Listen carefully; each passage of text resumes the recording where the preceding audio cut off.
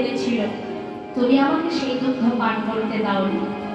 শুধু তাই নয়, ফিরে আসার পর তুমি আমায় বলেছিলে, রাম, আমি যে ভুল করেছি বাবা, এ জন্মে তো তুই আমার সন্তান হলি না, কথা দে বাবা, পরের জন্মে আমি যেন তোর মা হতে পারি, তুই যেন আমার গর্ভে আসিস।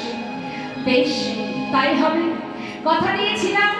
তুমি কারাগারে আমাকে জন্ম দিয়েছিলে, তুমি আমার মা হয়েছিলে, কিন্তু সেই মুহূর্তেই তুমি স্তনদুগ্ধ পান না করিয়ে মহারাজ নন্দ মহারাজের মস্তকে করে, আহা, বসুদেবের মস্তকে করে তুমি আমাকে গোকুলে পাঠিয়ে দিয়েছিলে।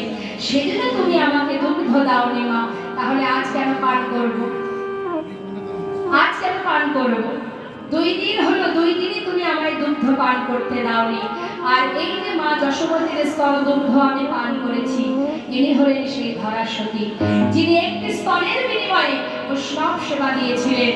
আমি কথা দিয়েছিলাম, যে স্তনের বিনিময়ে তুমি আজ আমায় সেবা দিলে, পরের জন্মে তোমার সন্তান হয়ে আমি সেই স্তন দুগ্ধ পান করব।